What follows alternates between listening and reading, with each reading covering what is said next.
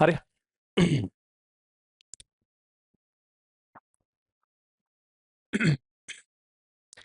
හරි දැන් අපි වැඩේ පටන් ගමු මේ කලින් අපි ස්කූල් පේපර්ස් තුනක් කතා කරලා තිබුණා මේ තුර හතරවෙනි පේපර් එක මේක දේවි බාලිකා 2016 ප්‍රශ්නයක් මේ පොඩක් මේ ප්‍රශ්නේ සුළු කිරීම ටිකක් වැඩි කොහොමද හොඳේ ටිකක් වාත සුළු කිරීම ටිකක් තියෙනවා ඒ වුණාට ඔයා එතන මේ සංකල්ප ටික හරියට තේරුම් ගන්න එකට තමයි මේ වැඩේ කරන්න ඕනේ හරි කවුරු එකා පේපර්ස් නැත්තම් චුට්ටක් අත උස්සන්න මේ අයියගෙන දෙන්න අවශ්‍යද හරි දැන් මේ පේපර් එක හදපු ළමයි මෙතන නැති එහෙම නැති කට්ටියත් ඇති ප්‍රශ්නයක් නැහැ හැදුවේ නැතත් හරි සංකල්ප ටික තේරුම් ගමු මේ එක එක ගණන් වල තියෙන සංකල්ප තේරුම් ගන්න එකත් වැදගත් හැබැයි පුළුවන් තරම් උත්සාහ කරන්න වෙලාව තියෙනවා නම් ඉස්සරහට අනිත් ප්‍රශ්න සාකච්ඡා මේ ඔයා තනියම හදන්න මාකින් එකත් මම මේ ඩිස්කෂන් එකෙන් පස්සේ දානවා channel එකට හරි අපි ලොකු වෙලාවක් ගන්න නැතුව මේ ටික කතා කරමු මොකද මේ සුළු කිරීම මේ වෙලාවේ කරන්නේ නැහැ මම මේ ගාන පැහැදිලි කරලා දෙනවා විතරයි හරි මුලින්ම භ්‍රමණ අවස්ථතිය යන්නේ අදහස් වන්නේ කුමක්ද කියලා නහන්නේ භ්‍රමණ අවස්ථතිය කියලා කියන්නේ භ්‍රමණ චලිතයට දක්වන භ්‍රමණ චලිතය වෙනස් කරන්න දක්වන අකමැත්ත හරි අවශ්‍ය කට්ටිය ලියමු භ්‍රමණ අවස්ථතිය කියලා කියන්නේ භ්‍රමණ චලිතය වෙනස් කිරීමට දක්වන අකමැත්තයි භ්‍රමණ චලිතය වෙනස් කිරීමට දක්වන අකමැත්තයි හරි ඊට පස්සේ B පාර්ට් එක ඒකත් සරල තීර පාර්ට් එකක් නේද අපිට දීලා තියෙනවා අවස්ථිත ගූර්ණයේ අයිවිච්ච තැටියකට ස්පර්ශක දිශාවකට F බලයක් දුන්නම මෙතන ඇති වෙන කෝණික ත්වරණය සඳහා ප්‍රකාශනයක් ගන්න කියලා තමයි කියන්නේ. අපිට පුළුවන් කෙලින්ම මේ තැටියට tau සමානයි I alpha කියන ප්‍රකාශනය භාවිත කරන්න. මෙතන ඇති කරන ව්‍යාවර්තය වෙන්නේ එතකොට F වතාවක් R කියලා ගානේ දීලා තියෙනවා. හරි? පැහැදිලි නේද? මේකනේ ව්‍යාවර්තය. අවස්ථිත ගූර්ණය I කියලා දීලා තියෙනවා. ඉතින් කෝණික ත්වරණය මට මෙතනින් උක්ත කරන්න පුළුවන් නේ. FR බෙදීමයි. මෙහෙම ගන්න පුළුවන්. බොහොම සරලයි. C පාර්ට් එක. අපිට දීලා තියෙනවා මේ ලිඳකින් වතුර ඇදීමට භාවිත කරන උපකරණයක් කියලා. ඒකේ අර CD පාර්ට් එක ගොඩක් ඈතින් හදලා තියෙන්නේ. ඒ ගැනත් අපි කතා කරමු. හා. මේ හිස් බාල්දිය කිලෝග්‍රෑම් 2ක ස්කන්ධයක් තියෙනවා කියලා කියනවා. හරි දැන් ගානේ පිළිවෙල අවබෝධයෙන් ඉන්නොද? හිස් බාල්දියට කිලෝග්‍රෑම් 2ක් තියෙනවලු. ඒට සම්පූර්ණයෙන් ජලය පිරුවොත් එහෙම ඒ භාජනයේ මුළු ස්කන්ධය කිලෝග්‍රෑම් 10ක් වෙනවා කියලා කියනවා. P සිලින්ඩරේ අවශ්‍ය ගූර්ණය 5යි කියලා කියනවා. සාමාන්‍යයෙන් රචනා ප්‍රශ්නයක ඔය වගේ දත්ත යටින් ඉරි අඳින්න පුරුදු වෙන්න ඒ වෙලාවට නැත්තම් අර වැදගත් දත්ත පස්සේ බලද්දි කලබලට පේන්නේ නැහැ. ඔය හිස් බාල්දිය කිලෝග්‍රෑම් 2යි කියන එක ජලය පිරුවට පස්සේ කිලෝග්‍රෑම් 10යි කියන එක හරි P කියන සිලින්ඩරේ අවශ්‍ය ගුණය 5යි කියන එක. හරි ඊටු කොටස සැහැල්ලුයි කියලා දීලා තියෙනවා BCD සැහැල්ලුයි. හරි. පළවෙනි කොටස. හිස් බාල්දිය ලිඳ තුලට නිශ්චලතාවෙන්. එතන තියෙන නිශ්චලතාවෙන් කියන වචනය ටික රැකගන්න. හිස් බාල්දිය ලිඳ තුලට නිශ්චලතාවයෙන් තමයි අතහරින්නේ. එතකොට සිලින්ඩරේ ලක්වන කෝණික ත්වරණය සොයන්න කියලා කියනවා. දැන් ඔයා ඔය වගේ ගණන් හදලා තියෙනවා. හරි. මේ වගේ පද්ධතියක් වටා කැරකෙන තන්තුවක් කෙලවරේ මේ වගේ බාල්දියක් සම්බන්ධ කරලා තියෙනවා. බාල්දියට මේ වෙලාවේ තියෙන ත්වරණය A නම් මෙන්න මෙයාගේ කෝණික ත්වරණය ඇල්ෆා නම් ඔන්න ඔය අතර සම්බන්ධයෙන් අරගෙන මේ ඇල්ෆා හොයලා තියෙනවා. හැබැයි මෙතන ගාන දිහා පොඩ්ඩක් බැලුවොත් ඔයාලට තේරෙයි පළවෙනි කොටසේ ඇල්ෆා අහලා දෙවෙනි කොටසේ තමයි මෙන්න මේ සිම්පල් A අහන්නේ. ඔයා ගණන් හදලා තියෙනවා නම් ඔයාලට මතකයක් ඇති අපි නිතරම පුරුදු වෙලා තියෙන මෙයා හොයලා අරයා හොයන්න. හැබැයි මේ ගානේ මෙයා හොයලා මෙයා හොයන්න කියලා තමයි කියන්නේ. හරි. කොහොම නමුත් මෙන්න මේ දෙන්නගේ චලිතයන් සලකලා මට ප්‍රකාශන ගන්න පුළුවන්. මේ තන්තුවේ ආතතිය අපි ගමුකෝ T කියලා. හරි තන්තුවේ ආතතිය අපි ගමුකෝ T කියලා. එතකොට මෙන්න මේ සිලින්ඩරේ තියෙනවනේ. ඒකට නමකුත් දීලා දෙනවා P කියලා. P ට මට පුළුවන් මෙන්න මේ පැත්තට එයාට තියෙන කෝණික චලිතයක් නේ. tau සමානයි I alpha දාන්න. හරිද? එතකොට දැන් මේ කවුරුත් බාහිර ව්‍යාවර්තයක් දෙන කතාවක් නැහැ. නිකම්ම නිකන් කවුරුත් එළියෙන් කරකවන්නේ නැහැ. තියලා අතහරිනවා. බාල්දිය තියලා අතහරිනවා. නිකම්ම කැරකිලා පල්ලෙහාට වැටෙන්න දෙනවා. ඒ නිසා මේ T ගෙන් නැති කරන ව්‍යාවර්තය හැර වෙන කිසි ව්‍යාවර්තයක් මේකේ නැහැ. හරි TR කියන ව්‍යාවර්තය විතරයි මෙතන තියෙන්නේ. හරි.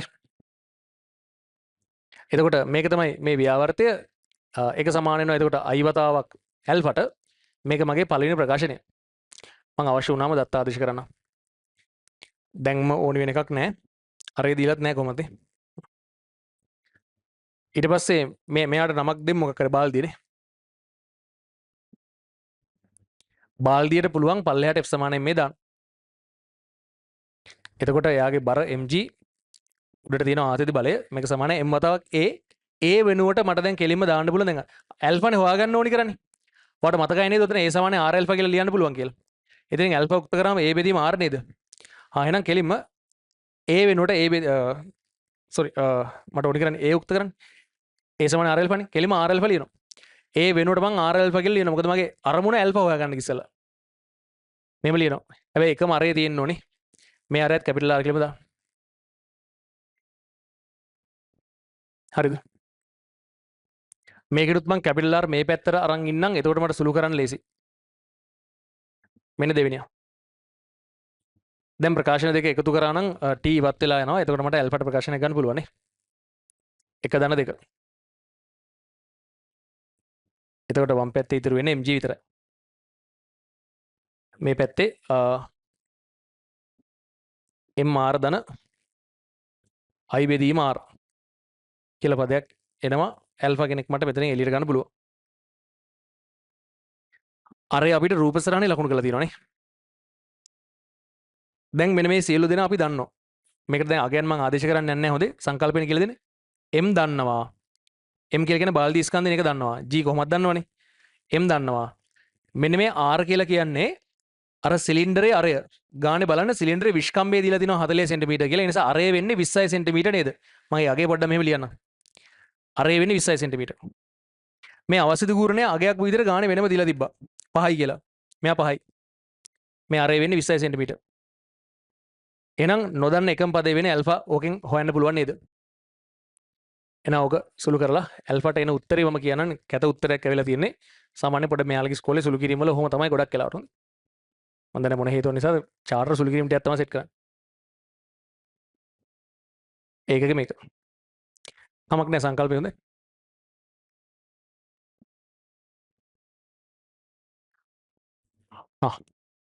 ඔන්න ඇල්ෆා හෙව්වා.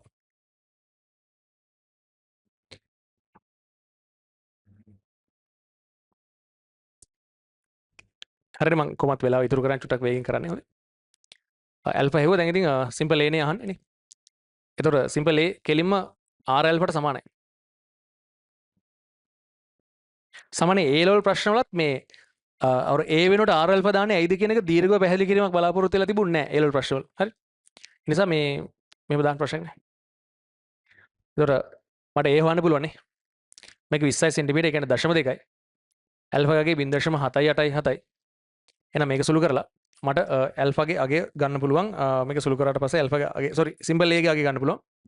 ඒක 0.15යි 7ක් විතර වෙලා තියෙනවා. හරි.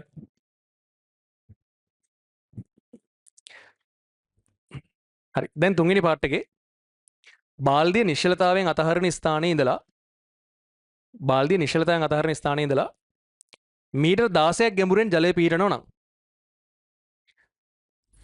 බාල්දිය ජලයේ වදින වේගය සහ කාලය හොයන්න කියලා කියනවා. ඔයාලට මේක දැක්ක ගමන් නම් එන සතුටක් වගේ හිතෙන්න ඕනේ. මේක ඇති දෙයක් නෑ චලිත සමීකරණ තියෙන්නේ. මොකද අපි දැන් ත්වරණය හොයලා ඉවරයි. නිශ්චලතාවයෙන් පටන් ගත්තා. ඒතර ආරම්භක ප්‍රවේගය 0 කියන එකක් දන්නවා. විස්ථාපනයක් දීලා තියෙනවා මීටර් 16ක් කියලා.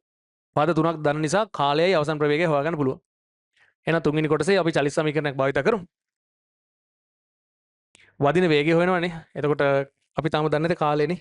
කාලය ලෙස සමීකරණ පාවිච්චි කරනවා. v වර්ග සමානයි u වර්ග ධන 2s. නිශ්චලතාවයෙන් පටන් ගන්නේ දේවතාවක් මෙයාගේ ත්වරණය 0.157යි විස්ථාපනය 16.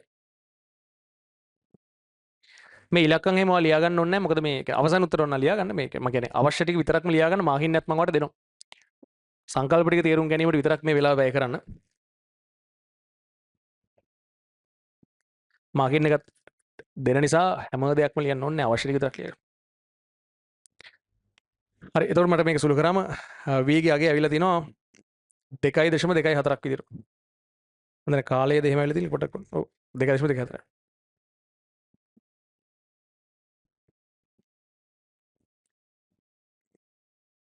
එතකොට කාලය හොයන්න මට පුළුවන් v සමාන u ධන 80 දානනේ. මේක මේ දිශාවක් එහෙම දෙන්න ඕනේ පල්ලෙහාට.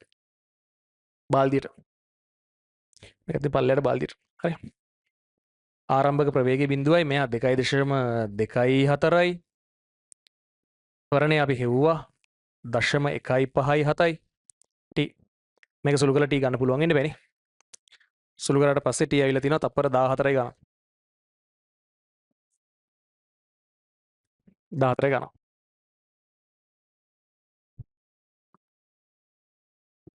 හරි. හතරවෙනි පාර්ට් එක.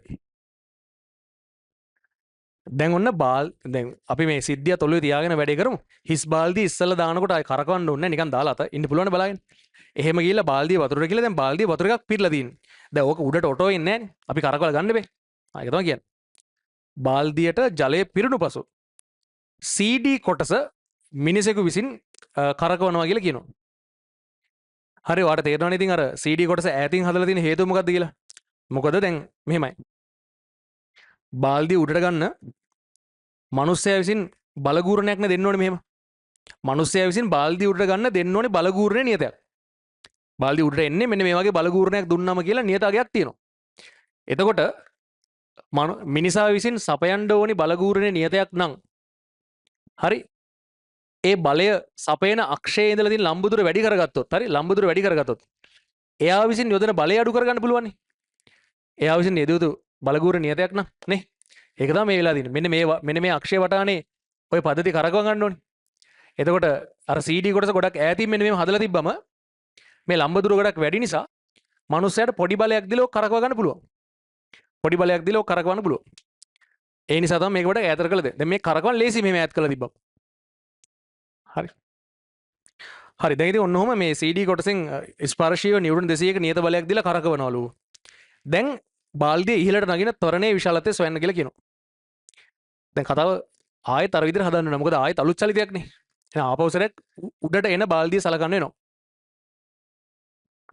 හා. අපි එතනට කටුසරණක් දාගමු. පල්ලෙහාට යනකොට නම් බාල්දියේ ස්කන්ධය කිලෝග්‍රෑම් 2යි. දැන් උඩට එන්නේ වතුර ටිකක් පිරිච්ච බාල්දියක්නේ. නේද? දැන් අපි ගත්තොත් මේම හිතමු අපි නිකන් කටුසරණක් දාගමු.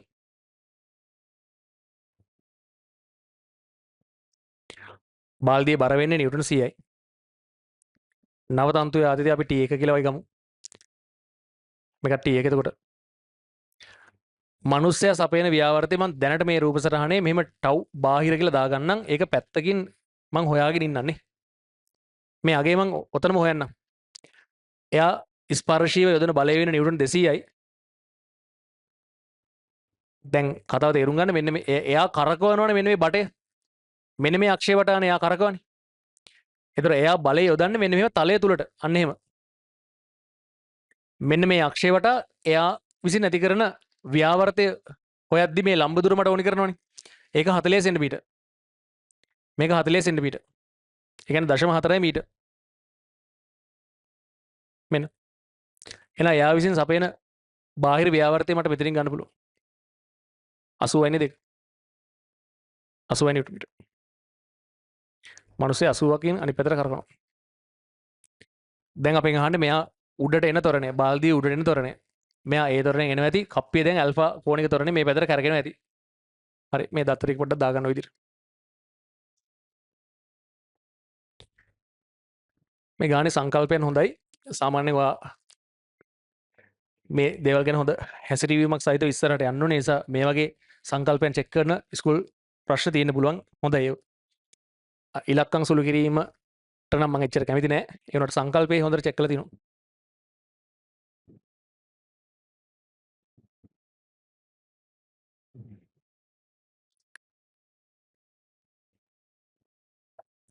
දැන්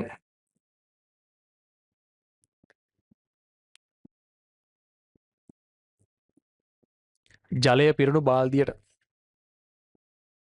ඉහළට දාන්න පුළුවන් සමානයි. මේ දැන් ඔළුවේ තියාගන්න. දැන් මට මුලින් හොයාගන්න ඕනේ ඇල්ෆා නෙවෙයි සිම්පල් A. අයන මම ලියද්දිත් සිම්පල් A ඉන්න ප්‍රකාශන තමයි ලියන්නේ. T1 ඍණ 100 සමානයි m ගේ 10යි A මෙන්න එක.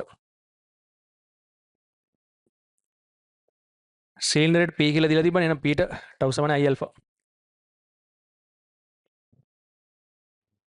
මිනිස්සයා 80ක ව්‍යාවර්තයක් සපයනවා. අනිත් පැත්තට තියෙන T1 වතාවක් R අරේ මතක විදිහට 0.2 කියන්නේ සෙන්ටිමීටර් 20ක් සමානයි ඇල්ෆා සෝරි I අපිට 5යි කියලා දීලා තිබ්බා. ඇල්ෆා වෙනුවට මට දාන්න පුළුවන් A බෙදීම R.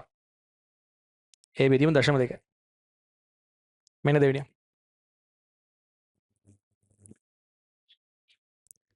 අර තේරෙනවනේ මේ දෙක සුළු කරාම සිම්පල් එක ගන්න පුළුවන් බව. හරි. අර t එක අයින් කරන්න පුළුවන්. නිකන් බොරු ලියන් යන්න එපා. තේරුම් අරන් ලියන්න. ඉෂුව එකක් නැහැ. කතාව තේරුම් ගන්න.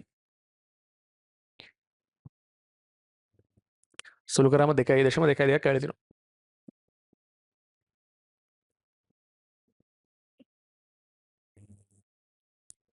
හරි.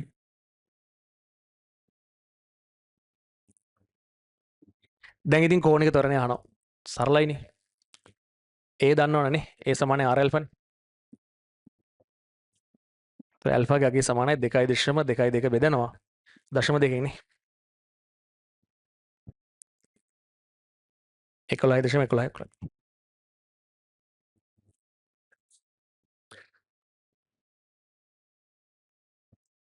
හරි. හයින කොටස. ජලය පිරුණු බාල්දිය. හරි. මට මතක විදිහට දැන් 16ක් පල්ලෙයන් තම වතුර මට්ටම දිවේ පුළුවන් තරම් ගාන පිළිබඳ අවබෝධයෙන් ඉන්න.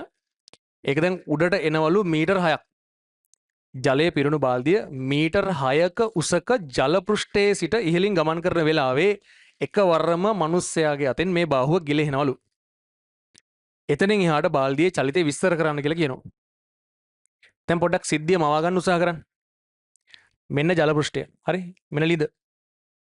දැන් බාල්දිය මේ වගේ තැනක තියෙන මේ මොහොතේ බාල්දියට උඩට වී ප්‍රවේගයක් තියෙනවා නැත්තේ නෑනේ. එහෙම තියෙද්දි එක පාරටම මිනිස්සයාගේ අතින් අර බාහිර අර බාහුව ගිලෙනවා. එතකොට බාහිරෙන් යොදන ව්‍යාවෘත නැති වෙලා යනවා.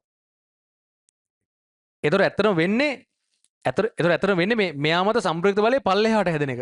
මෙච්චර වෙලා සම්ප්‍රයුක්ත බලය උඩට වුණාට මෙතනින් යාට සම්ප්‍රයුක්ත බලය පල්ලෙහාට. ඒ වුණාට තාම උඩට ප්‍රවේගයක් තියෙනවනේ. මේ ප්‍රවේගය නිසා එයා දැන් කතාව තේරුම් ගන්න සම්ප්‍රයුක්ත බලය පල්ලෙහාට නිසා උඩට යනවා නම් යන්න ඕනේ මණ්ඩණයෙන් කියන එකට තේරෙන්න ඕනේ. ප්‍රවේගයක් තියෙන නිසා මම පිළිවෙලට මෙහෙම කියනවා. ප්‍රවේගයක් තියෙන නිසා උඩට තමයි යන්නේ. හැබැයි සම්ප්‍රයුක්ත බලය පල්ලෙහාට නිසා උඩට යන්නේ මණ්ඩණයෙන්.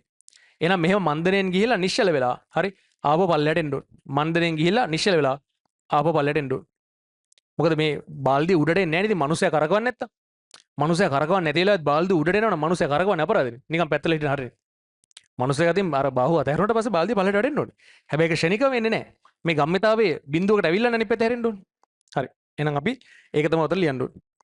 ලියන්න බාල්දිය චලිත විස්තර කරන්න කියලා කියනවනේ. ලියන්න මෙහෙම. ඉන්පසු ඉහළට ඒකාකාර මණ්ඩණයෙන් ගමන් කර නිශ්චල වී ඉන්පසු ඉහළට ඒකාකාර මණ්ඩණයෙන් ගමන් කර නිශ්චල වී පහළට ඒකාකාර ත්වරණයෙන් චලිත වේ. පහළට ඒකාකාර ත්වරණයෙන් චලිත වේ. පහළට ඒකාකාර ත්වරණයෙන් චලිත වේ.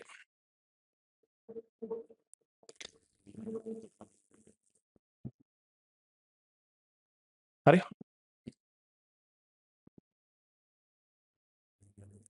දැන් මේ හරි. අපෙන් අහන ඔය වෙලාවේ මෙයා ලබා ගන්නා මේ මොකක්ද දන්නේ? ත්වරණනේ. මේ අවස්ථාවේදී බාල්දිය ලබා ගන්න ත්වරණය. හරි. ත්වරණය. අපිට ওই ත්වරණය හොයන්න ආපහු සැරයක් පුළුවන් නේද මේ ප්‍රකාශන භාවිතා කරන්න. දැන් බලන්න. ආයෙත් මම මේ රූපේ පාවිච්චි කරන්නම්. අර මිනිස්සයාගේ අතින් දැන් බාහිරෙන් යොදන ව්‍යාවෘතය යෙදෙන්නේ නැහැ. බාල්දිය මේ විදිහට තියෙනවා. බාල්දිය දැන් වතුරත් පිරලා තියෙන නිසා යටට තියෙන බලය වෙන නිව්ටන් 100. හරි. දැන් ආතතිය වෙනත් ආතතියක්. ඒ නිසා මම T2 කියලා ගන්නවා. T2. මෙහෙම. දැන් කතන්දරය වෙන්නේ අපිට කෙලිම මෙහෙම ගන්න පුළුවන්. දැන් මෙයාගේ ත්වරණය ඇත්තටම තියෙන පොළොව දිශාවට. ඇයි දැන් මන්දනයකින් උඩට යන්නේ? මන්දනයකින්. ඒ නිසා ඕනනම් ඒ මුකුත් දන්නේ නැහැ වගේ මෙතනට ඒ දාන්නත් පුළුවන් ප්‍රශ්නයක් නැහැ හොඳ. මුකුත් දන්නේ නැහැ වගේ ඉහළට ඒ ත්වරණය කියලා දාන්න පුළුවන්. ඒතර ඍණ උත්තරයක් මට එයි. අපි එහෙම දාමු. ඒතර ත්වරණය ඉහළට නම් මෙයත් කැරගෙන මෙහෙට කියලා අපි හිතමු. ඒකත් ඍණ උත්තරයක් මට එයි හොඳ. හා. දැන් ආයෙත් එහෙනම් ප්‍රකාශන ලියන්න වෙනවනේ. බාල්දියට වතුර තියෙන බාල්දියට හොඳ. T2 ඍණ 100 සමානයි 10A මෙන්න පළවෙනි ප්‍රකාශනය ඉහළට සමානයි මේ දෙම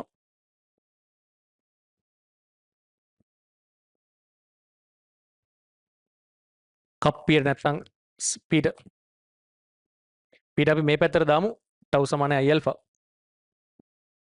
ඒ පැත්තට සමීකරණ දැම්මට ව්‍යාවර්තින අනිත් පැත්තට හරි ඒ නිසා ඍණ t2 වතාවක් අරය 0.2යි මට මතක විදිහට අபிසති ගුණනේ 5යි කියලා ගානේ දීලා තිබ්බා ඇල්ෆා ඉන්න තැනට a බෙදීම 0.2යි කියලා මට ලියන්න පුළුවන් මෙන්න දෙවෙනිය ආයෙත් නොදන්න පද දෙකයි ප්‍රකාශන දෙකයි මේක සුළු කරලා මට a ගේ අගේ ගන්න පුළුවන් වෙන්නේ බෑ මම ඉතින් උත්තරේ කියනවා මේක සුළු කරාට පස්සේ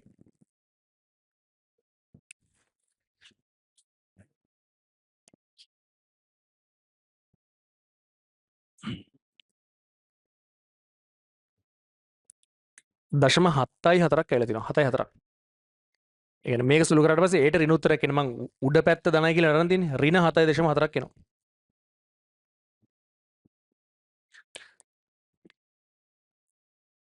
ඍණ 7.4ක් එනවා එම නිසා ඉහළට අපෙන් අහන්නේ මොකද අතන මන්දනේ නේද ඉහත අවස්ථාවේ බාල්දිය ත්වරණය අහන්නේ ත්වරණයනේ අහන අපි කෙලිම ත්වරණය එම නිසා ත්වරණය 7.4යි පහලට කියලා කියමුනේ යන්නේ උඩට උනාට ත්වරණය පල්ලයට එහෙම වෙන්න බෑ කවුරුත් උඩින් කරකවන්නේ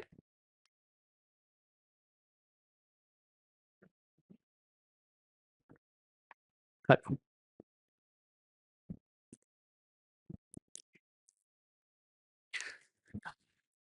මේක මම තව දෙයක් වට කියන්නද දැන් ඔහොම ගිහිල්ලා මේකත් පොඩක් අහන්න මේ ඔහොම ගිහිල්ලා කොතනකදී හරි නිශ්චල වෙනවනේ ඒ නිශ්චල වෙලා ආපහු හැරිලා පල්ලෙහාට ගියත් මේ බලමුකුත් වෙනස් වෙන්නේ නැහැ මේව හැරිලා පල්ලෙහාට ගියත් බලමුකුත් වෙනස් වෙන්නේ නැහැ ඒ නිසා මෙයා උඩට ගියත් පල්ලෙහාට ගියත් ත්වරණය මේ අගේමයි 7.4යි පල්ලෙහාටම තමයි දැන් නිකන් හිතන්නකෝ අර ගුරුත්ව චලිතයක් හිතන්නකෝ වස්තුව උඩට ගිහිල්ලා මෙහෙන් පල්ලෙහාට යනවත් හැම වෙලාවෙම ගුරුත්ව ත්වරණය පල්ලෙහාටනේ හරි මෙතනත් ඒක තමයි මේ කිසි බලයක් ආයේ මෙයා පල්ලෙහාට ගියා කියලා වෙනස් වෙන්නේ නැහැ මේ වෙලාවේ සම්ප්‍රයුක්ත බලය තියෙන පල්ලෙහාට හැබැයි ඉහළට තියෙන ගම්මිතාවය නිසා උඩට යනවා මිසක් එහෙම නිශ්චලව ආයේ පල්ලෙහාට එද්දි සම්ප්‍රයුක්ත බලය ඒකම තමයි ඒ නිසා ත්වරණය ඕකමයි ඕන්නම් චලිත සමීකරණ දාද්දි ඒ මුළු චලිතයට උනත් චලිත සමීකරණ දාන්න පුළුවන් ඒක මම අවශ්‍ය වුණාම කියනවා කතාව තේරුම් ගන්න හරි මොකක්ද දාන්නේ ඊට පස්සේ 8 වෙනි කොටසනේ CD බාහුව අතෙන් ගිලහුණු පසු ජලය පිරුණු බාල්දිය ලිඳේ ජල පෘෂ්ඨයේ මත පතිත වන වේගය සොයන්න හරි මෙන්න මේකයි මෙතනට තව කොහොම වෙන්නේ බාල්දිය මීටර් 6ක් උසින් ඉද්දි තමයි මේ වැඩේ සිද්ධ වෙන්නේ මෙතනින් එහාට මෙයාගේ චලිතය මෙන්න මේ වගේ කිව්වොත් ඔයා පිළිගන්න ඕනේ මෙන්න මේ වගේ කිව්වොත් ඔයා පිළිගන්න ඕනේ මේ චලිතය පුරාවට මෙයාට පවතින්නේ එකම ත්වරණයක් ඒක පල්ලෙහාට හරි අපිට මේ කටු සරණ මේක දාගන්න පල්ලෙහාට 7.4යි ms දැනට මම දන්නේ මොනවද විස්ථාපනය දන්නවා මුළු චලිතේම සමීකරණයක් දාන්න විස්ථාපනය දන්නවා සහ ත්වරණය දන්නවා දෙකක් තිබිලා මදිනේ තව එකක් දැනන් හිටියනම් හොඳයි ආරම්භක ප්‍රවේගය දන්නවනම් මරු ආරම්භක ප්‍රවේගය මට කලින් තියෙන මොකක් හරි සිද්ධියකින් හොයා ගන්නවානේ ආරම්භක ප්‍රවේගයම u කියලා ගන්න ඕක හොයන් ඉන්න වෙනවා මං හිතන්නේ පොඩ්ඩක් මං හිතලා බලන්න වෙන ක්‍රමයක් තියෙද කියලා නෑ නේද නෑ අපි කාලේවත් දන්නේ නැහැ හරි එහෙනම් අපි මෙන්න මෙයා මේ වැඩේ පටන් ගන්න ආරම්භක ප්‍රවේගය හොයන් ඉන්න වෙනවා ඒ ආරම්භක ප්‍රවේගය හොයාගන්න වෙන්නේ හොඳින් අහගෙන ඉන්නෝද ආරම්භක ප්‍රවේගය හොයන්න වෙන්නේ කලින් චලිතේ වතුර ටික පුරවගත්ත මේ බාල්දිය නිශ්චලතාවයෙන් චලිතය ආරම්භ කරලා මීටර් 6ක් උඩට එනවා එතකොට ත්වරණය අපි කලින් හෙව්වා හරිද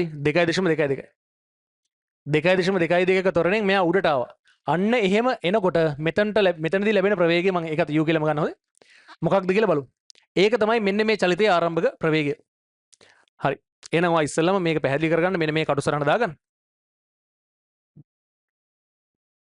මේ හොඳ ගානක් හොඳයි මම කියවනේ සංකල්පයන් හොඳට චෙක් කරලා තිනවා ඉලක්කම් ටික තමයි ඉතින් කැත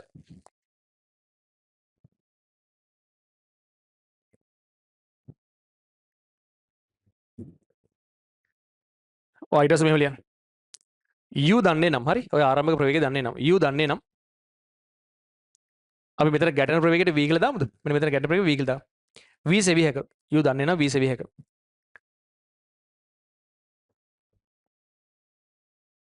U සෙවීමට බාහුව ගිලිහීමට පෙර චලිතය සලකමු. U සෙවීමට බාහුව ගිලිහීමට පෙර චලිතය සලකමු.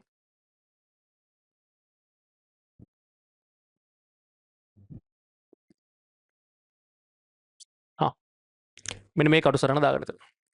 නිශ්චල තැන් පටන්ගෙන ඔය U ප්‍රවේගය දක්වා එනවා 2.2 තරණේ. කාලය දන්නේ නැහනේ. කාලය දන්නේ නැහැ. විස්ථාපනය දන්නවා. එහෙනම් කාලය වෙන සමීකරණය පාවිච්චි කරලා U හෙමු.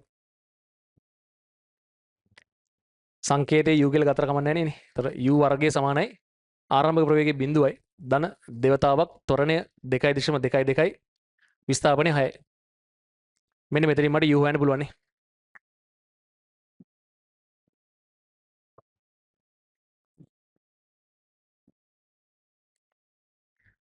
මේක සුළු කරාම ඔය අගේ ඇවිල්ලා තිනවා 5.16ක් විතර. එහෙනම් මිනිස්සයාගේ අතින් බාහුව අතහරින වෙලාවේ බාල්දියට තිබිලා තිනවා 5.16ක ප්‍රවේගයක්. හරි. එහෙනම් බාහුව ගිලිහුණු පසු චලිතයට අපි චලිත සමීකරණයක් දාලා මේ v හොයමු. දන්නේ නැත්තේ කාලය නේද? කාලය වෙන සමීකරණ තමයි නැවතත් පාවිච්චි කරන්න ඕනේ. v වර්ගය සමානයි u වර්ගය දන්න 2s. අපි සමීකරණේ පල්ලෙහාට දාමු. මොකද පල්ලෙහාට නැටෙන්නේ.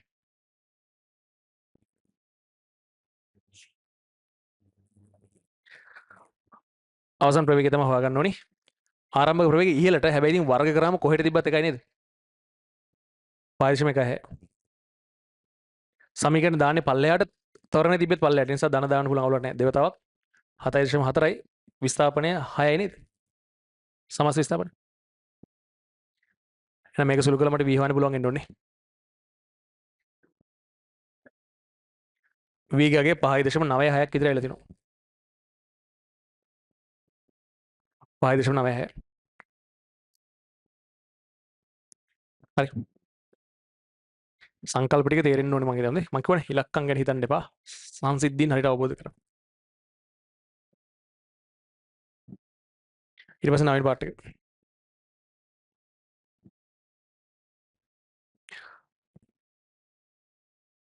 හරි අඩුපාඩු හදාගන්න මම ඉස්සෙල්ලා බෝඩ් එක මහනකම්.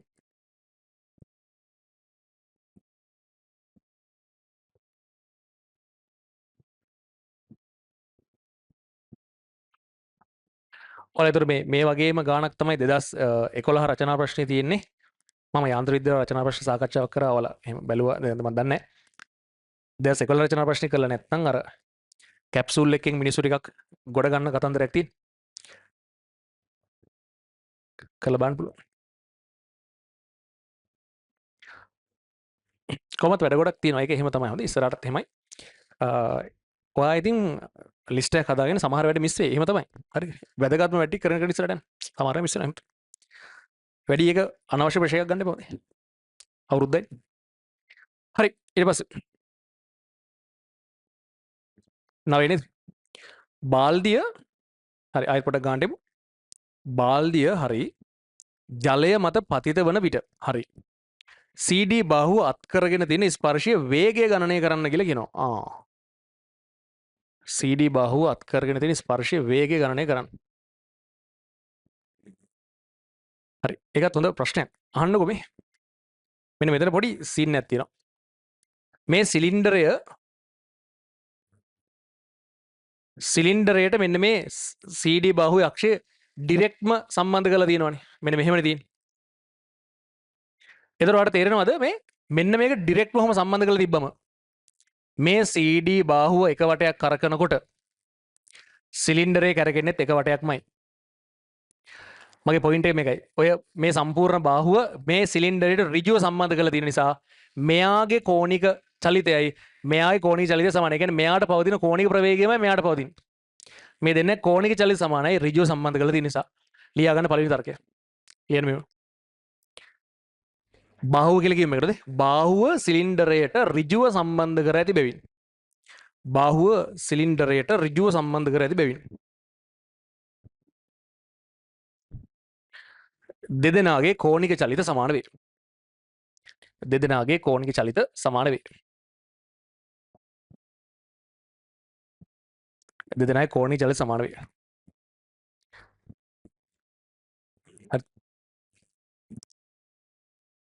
වරහන් ඍජුව දාගෙන ඔමේගා සමානයි කියලා. දෙන්නගේ ඔමේගා එක මගයක්. දෙන්නගේ ඔමේගා එක මගයක්. හා හරි දැන් එහෙනම් මේ මගේ ටාගට් එක මේක හරිද? බාල්දිය පොළවේ මේ වතුරේ වතුරෙන් එළියට එන මොහොතේ මෙයාගේ කෝණික චලිතය පොඩ්ඩක් හිතලා බලන්න. මෙයා ගමන් ආරම්භ කරන කෝණික ප්‍රවේගය බිඳුවයි. මම මේ මෙයා කියලා කියන්නේ සිලින්ඩරය. එතකොට බාහුව මෙතනට එනකොට හරි බාහුව මේ බාහුවනේ මොකද බාල්දිය මෙතනට එනකොට කියන්නේ මෙයා කෝණික ත්වරණයත් අපි හොයාගත්තා. මෙයා කෝණික ත්වරණය මට මතක විදිහට 11.1 කියලා තිබ්බේ. ආරම්භක කෝණික ප්‍රවේගයක් දන්නවා කෝණික ත්වරණයක් දන්නවා. මෙන්න මෙයා මේ බාල්දියට මීටර 6ක් උඩට එන්න ගතවන කාලය මට හොයාගන්න පුළුවන් ඕනි නම් හොඳේ ඕනනම් හොයාගන්න පුළුවන්. ඒකත් මෙතන කියන්නේ මෙයා කරගෙන කාලය වෙන්නේ ඒකමනේ.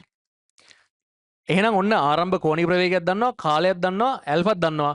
ඔය තුන් දෙනා පාවිච්චි කරලා මෙයා සිදු කරන කෝණික විස්ථාපනය හොයාගන්න පුළුවන් ටීටා. එයා සිදු කරන කෝණික විස්ථාපනයයි මෙයා සිදු කරන කෝණික විස්ථාපනය සමානයි.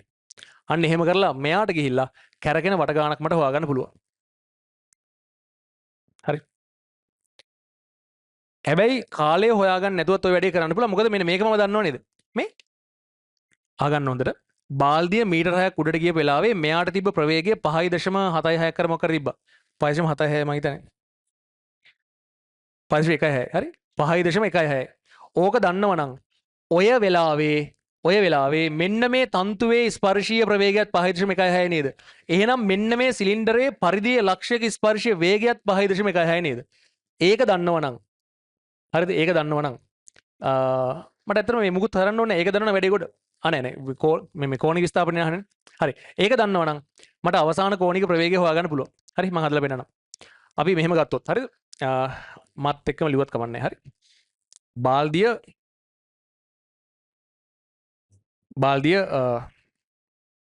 ගිලිහෙන මොහොතේ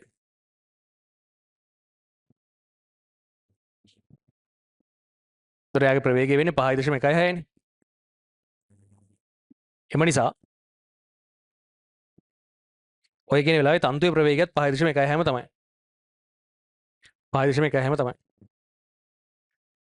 දැන් ඒතර සිලින්ඩරේ මෙහෙම කැරගෙනවනේ. තන්තුව මෙහෙම යනවනේ නේ. ඒතර සිලින්ඩරයේ ස්පර්ශීය ප්‍රවේගය ඔය කියන වෙලාවේ සිලින්ඩරයේ ස්පර්ශීය ප්‍රවේගයත් 5.16ම තමයි.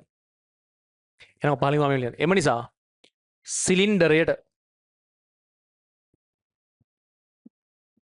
ඔය කියන වෙලාවේ මට දාන්න පුළුවන් v සමානයි r ඔමේගා. එයාගේ ප්‍රවේගය 5.16 නම් අරය 0.2 නම් ඔය කියන වෙලාවේ කෝණික ප්‍රවේගය මට හොයාගන්න පුළුවන්. ඊටතර ලේසියෙන් හැබැයි හදන්න පුළුවන් නේ අර 6 කෙලින්ම කැරගුණු මේ පරිධිය දිගට සමාන කරා නම් කැරගුණු වඩ ගන්න කෙලින්ම එනවනේ. කමන්න මම හදන්න. හරි. ඒතර ඔමේගාගේ අගේ මට එනවා 5.16 බෙදීම 0.2 කියලා. හරි.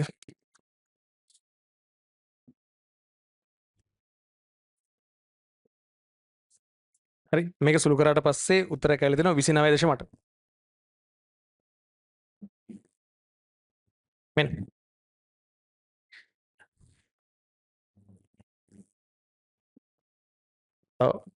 පොඩි කොටසක් නේ දෙන්නේ ඉක්මනට. හරි අවධානයෙන් ඉන්නොත් සිලින්ඩරයට මට පුළුවන් චලිත සමීකරණයක් දාලා කෝණික විස්ථාපනය හොයන්න. ඒතර ඔමේගා 2 වර්ගය සමානයි ඔමේගා 1 වර්ගය ධන 2 ඇල්ෆා ටීටා දාලා මට ටීටා හොයන්න පුළුවන්. මොකද අවසන් කෝණික ප්‍රවේගය මම දැන් හොයාගත්තා 29.8යි කියලා. ආරම්භ කෝණික ප්‍රවේගය බිඳුවයිනේ. දේවතාවක් මෙයාගේ කෝණික ත්වරණ 11.11 තවක් ටීටා. මෙන්න මේක සුළු කරලා කෝණික විස්ථාපනය හොයාගන්න පුළුවන් වෙන මේක පට්ට කියන්නේ කැත ඉලක්කම්ම දෙම දින ගන්නද කමන්නේ. වැඩේ කරමු.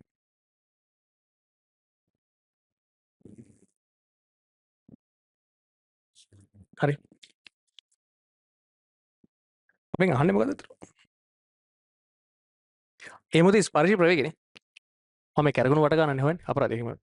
හරි. එතකොට ඔමේගා දන්න වැඩේ කොට ඇත. මේක කරන්න ඕනෙත් නෑ මම හිතන්නේ. ඔමේගා දන්නවා හරි. මේක අවශ්‍ය නැහැ. සමාවෙන්න මම මේ කෝණික විස්ථාපනය කිව්වේ. මේක ඕනේ නැහැ. මෙතනින් වැඩේ කොට දාන්න පුළුවන්. කෝණික ප්‍රවේගය මේක නම් හරි කෝණික ප්‍රවේගය මේක නම් බාහුවේ කෝණික ප්‍රවේගයත් ඕකනේ. හරි. එම නිසා මම මෙහෙම ගන්න. CD කියන බාහුවේ කෝණික ප්‍රවේගයත් ඕකම තමයි. 29.8. ඉතින් ඔය ඔමේගා මට ලියන්න පුළුවන් නේ. ස්පර්ශ ප්‍රවේගී වතාවක් අර CD කියන බාහුවේ අරේ කියලා. හරිනේ. දැන් ඉතින් මට උත්තරේ ගන්න පුළුවන්. මෙන්න මේ බාහුවේ අරේ මට මතක විදිහට 40යි නේ. සෙන්ටිමීටර් 40. ඔව්. v වතාවක් 0.4 සමානයි 29.8. ඒතර v එකගේ මට ගන්න පුළුවන්. සුළු කරාට පස්සේ ඇවිල්ලා තියෙනවා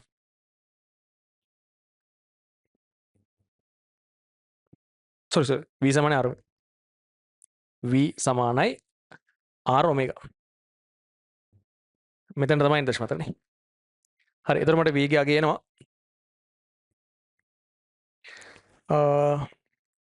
11.92. 11.92. මේක තමයි එහෙනම් ඔය කියන වෙලාවේ බාහුවට තිබ්බ ස්පර්ශ ප්‍රවේගය. ඔහොම තියෙන වෙලාවක තමයි යා බාහුව අතහරින්නේ. අන්තිම කොටස. බාල්දිය ගිලහු අවස්ථාව t සමානයි බිඳුව ලෙසගෙන. හරි ඔය බාල්දිය ගිලහු අවස්ථාව කියලා කියන්නේ බාහුව ගිලුණා කියන එක නෙවෙයි. බාහුවයි බාල්දියයි පටල ගන්න එපා. බාල්දිය ගිලහු අවස්ථාව කියලා කියන්නේ අර ලිං පඩියේ තියෙන බාල්දිය මුලින්ම අතහරිනවනේ මේ වතුරට. අන්න ඒ අවස්ථාව. බාල්දිය ගිලහු අවස්ථාව t සමානයි බිඳුව කියලා අරගෙන ගිලිහීමෙන් පස්සේ බාල්දියේ චලිතය සඳහා ප්‍රවේග කාල ප්‍රස්ථාරයක් සහ විස්ථාපන කාල ප්‍රස්ථාරයක් අඳින්න. ඒක තමයි අපිට අන්තිමට කරන්න තියෙන්නේ. හරි. ඒක ටක් ගාලා ඉඳලා ඉවර කරමු.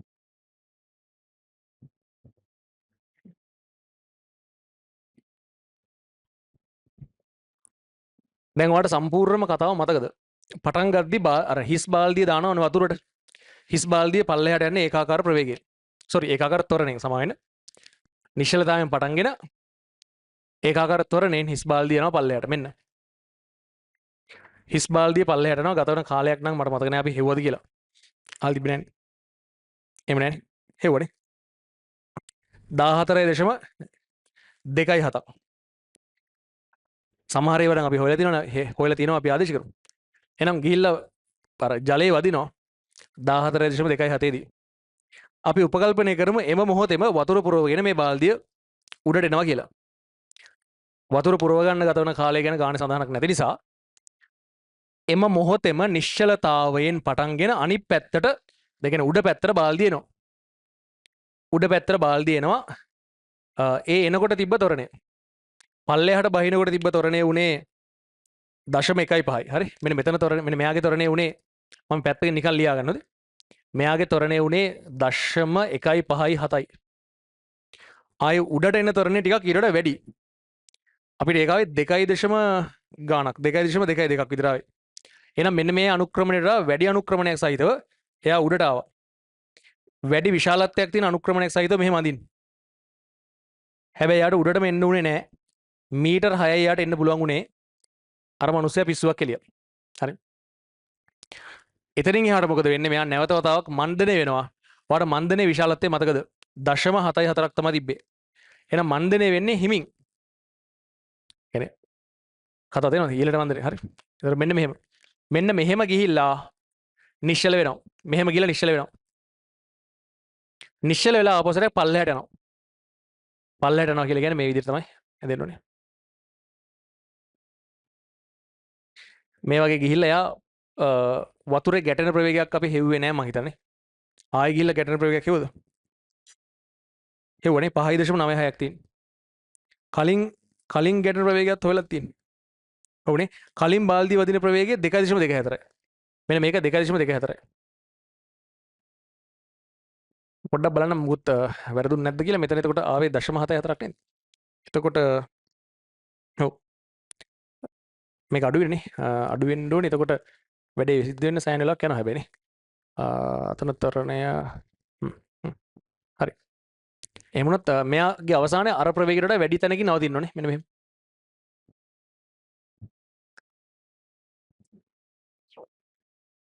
මේ වගේ. අවසානට ගිහිල්ලා ආපහු සැරයක් වතුරේ වදින්නේ මීටරට වැඩි ප්‍රවේගයකින්. ඒක ආවේ 5.96ක්. මෙන්න. මේක තමයි ප්‍රස්ථාරය.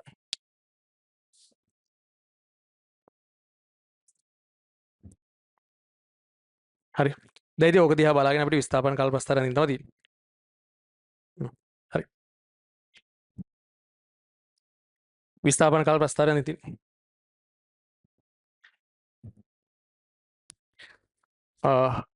පල්ලෙහා නැගිට මදියේද මන්ද හරි බලමුකෝ විස්ථාපන කාල ප්‍රස්ථාරය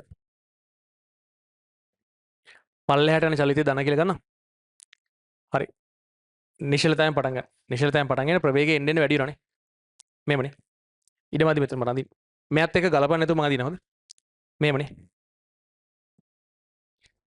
ප්‍රවේගය ක්‍රමයෙන් වැඩි වෙලා එක අගයකට එනවා ඊට පස්සේ එකපාරට ප්‍රවේගය බිඳුවට එනවා ඒ කියන්නේ එකපාරට ප්‍රවේගය බිඳුවට එනවා ඊට පස්සේ ආපහු ප්‍රවේගය ඍණව වැඩි වෙනවා මෙන්න මෙහෙම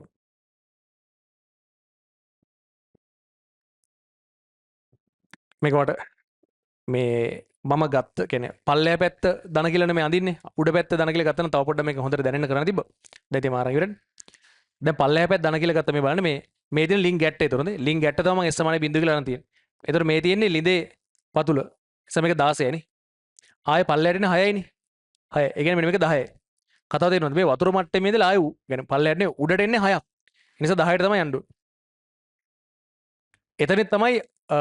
එතනදි තමයි මෙයා ආපහු සැරයක් මේ අර බාහුව අතහැරෙන්නේ මම දැන් ඇඳලා තියෙන්නේ මෙන්න මෙතනට එනකම් මෙන්න මේ ටික තමයි ඊට පස්සේ අඳින්න තියෙන්නේ එතන තියෙන්නේ මේ බලන්න ධන ප්‍රවේගයක් තියෙන මේ ප්‍රස්ථාරයේ සමායන ඍණ ප්‍රවේගයක් තියෙන ඍණ ප්‍රවේගය ක්‍රමයෙන් අඩු වෙනවා එහෙනම් ප්‍රස්ථාරයේ අනුක්‍රමණය ඍණ අනුක්‍රමණය ක්‍රමයෙන් අඩු වෙන්න ඕනේ හරි ඍණ අනුක්‍රමණය ක්‍රමයෙන් අඩු වෙන්න ඕනේ පොඩ්ඩක් කියමු හරිනේ මෙතන තියෙන්නේ ධනයි වැඩි වේ අනුක්‍රමණය ධනයි වැඩි වේ ඍණයි වැඩි වේ අනුක්‍රමණය ඍණයි වැඩි වේ මේක වැරදි මේවනේ වෙන්න ඕනේ එතකොට ඍණ ප්‍රවේගය ක්‍රමයෙන් වැඩි වෙනවා එහෙනම් ඍණ අනුක්‍රමණය ක්‍රමයෙන් වැඩි වෙනවා මෙන්න මේ වෙන්න ඕනේ ඍණ අනුක්‍රමණය ක්‍රමයෙන් වැඩි වෙනවා මේ ඍණ ප්‍රවේගය ක්‍රමයෙන් වැඩි වෙනවනේ එහෙනම් ඊට පස්සේ මේ ටිකේ තියෙන්නේ ඍණ ප්‍රවේගය ක්‍රමයෙන් අඩුවේ එහෙනම් ඍණ අනුක්‍රමණය ක්‍රමයෙන් අඩුවේ එහෙනම් අඩු වෙලා බිඳුවට එනවනේ මේ බිඳුවට එනවා මෙන්න මෙහෙම කොටසක් තමයි තියෙන්නේ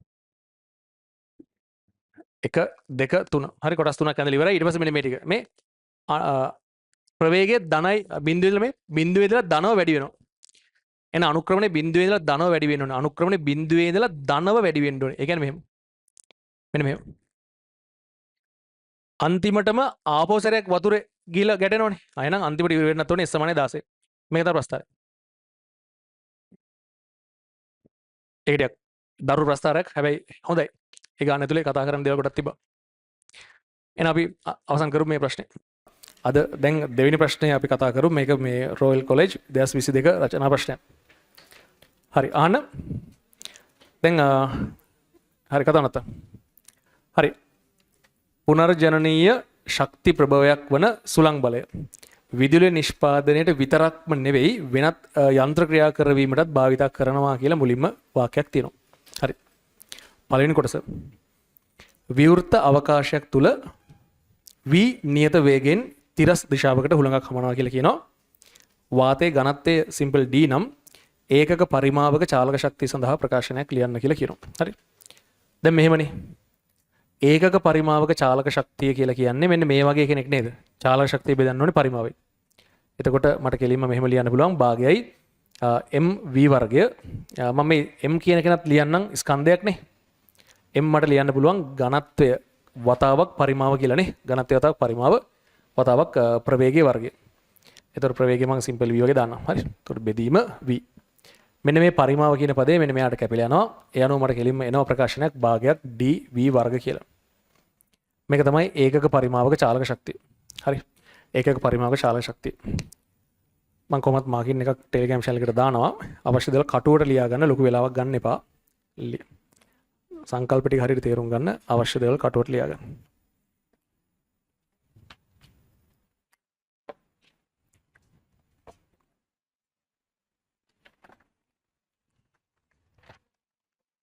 හරි.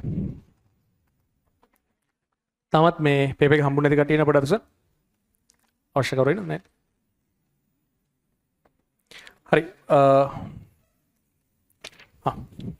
ඊළඟ කොටස.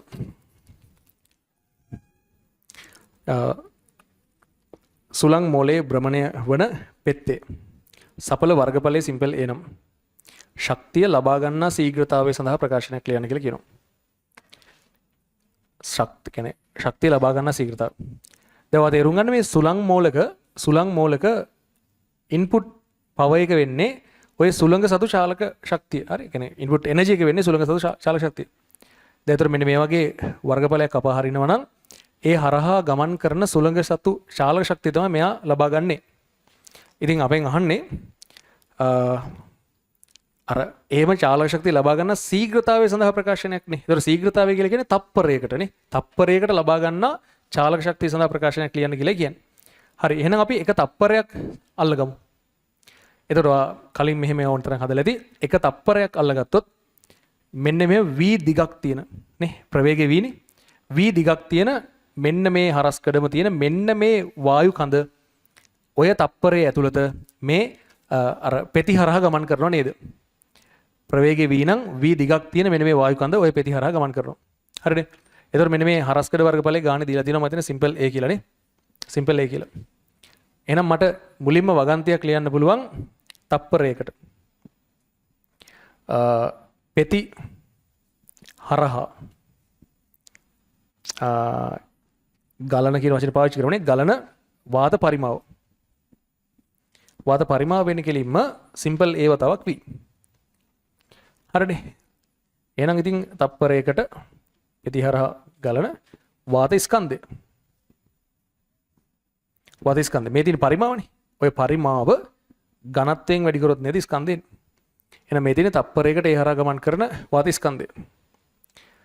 වාත ස්කන්ධය. හරි. සමහරවිට මේ මෙහෙම කරලත් මට උත්තරය යන්න පුළුවන්. ඒකට මේ උඩින් අර උඩ අරන් තියෙන ප්‍රකාශනයත් එක්ක ඔයකට ලේසින් යන්න පුළුවන්. හරි. ඔයකට ලේසින් යන්න පුළුවන්. මම මේ පද දෙක කපන්නම්. මට මේ දැන් තව ක්ලික් කරන මෙන්න මේ අරන් තියෙනවා. මේ අරන් තියෙනවා ලේසින් යන්න පුළුවන්. මෙහෙම ගිලත් උත්තරේ ගන්න පුළුවන් අවුලක් නැහැ. අහන්න මේ මෙහෙමයි. මෙතන කියන්නේ මේ අහන්නකො ඒකක පරිමාවක. හරිද? ඒකක පරිමාවකට මෙච්චර ශක්තියක් තියනවලු. ඒකක පරිමාවකට මෙච්චර ශක්තියක් තියෙනවා නම් මෙන්න මේ පරිමාවට කොච්චර ශක්තියක් තියෙනවද කියලා මට කියන්න පුළුවන් නේද? ඒකක පරිමාවට මෙච්චරක් තියෙනවා නම් මෙන්න මේ පරිමාවට මෙච්චරක් තියෙනවනේ. අන්න ඒ ටික අර පෙති හරහා ගමන් කරනවා. හරි. එතකොට මේ පළවෙනි පදේ නම් තිබ්බට ප්‍රශ්නයක් නෑ අතට. හරි. ඒක තිබ්බට ප්‍රශ්නයක් නෑ. දෙවෙනි එක තමයි ඕනි කරන්නේ නැත්තේ මට. එතකොට එක තප්පරයකදී පෙති හරහා ගමන් කරන වාත පරිමාව මේකනේ. ඊළඟට බං එම පරිමාව සතු ශක්තිය. එම පරිමාව සතු ශක්තිය. එතකොට ඒකක පරිමාවකට තියෙනවා නම් භාගයක් dv වර්ග මේ පරිමාව ab නම් එතකොට මට කෙලින්ම ගන්න පුළුවන් භාගයයි adv ඝනයනේ. ඔය ප්‍රකාශනයේ විවිධ ක්‍රම වලින් ගන්න පුළුවන්. ඉතින් මෙතන උඩ හොයලා තියෙනනේ ඒකක පරිමාව ශක්තිය. ඒක ඇසුරින් ලේසියම ගන්න පුළුවන්. භාගයයි adv ඝනය. හරි. එතන පහලින් මෙහෙම ලියන්න. සුළං මෝලයේ ප්‍රධාන ක්ෂමතාවය. ප්‍රධාන කියන්නේ ඉන්පුට් හොඳේ. සුළං මෝලයේ ප්‍රධාන ක්ෂමතාවය වන්නේ එයි. සුළං මෝලයේ ප්‍රධාන ක්ෂමතාවය වෙන්නේ ඔය. ඉන්පුට් පව එක. හරි. තුන්වෙනි පාර්ට් එක බලන්න. අපිට අගයන් ටිකක් දීලා ඔය ශක්තිය ලබා ගන්න ශීඝ්‍රතාවය අහනවා. නිකම්ම ආදේශ කරන්නේ තින්. ඒතර මට කෙලින්ම ගන්න පුළුවන් ඔය ඉන්පුට් පව එක සමානයි භාගයේ වතාවක් වර්ගඵලය දීලා තියෙනවා 40 කියලා. ඝනත්වය දීලා තියෙනවා 1.2 කියලා. ප්‍රවේගය දීලා තියෙනවා 12යි කියලා. ඒතර 12 ගණනේ. හරි. මේක සුළු කරාට පස්සේ එන උත්තරේදී මම කියන්නම් මේ වෙලාවේ සුළු කරන්න අවශ්‍ය නැහැ. 41,472යි වොට් මේ වගේ උත්තර කියලා දෙනවා. හරි. මේ වගේ ප්‍රමාණයක් ඇවිල්ලා තියෙනවා. දැන් අපි B පාර්ට් එකට යමු.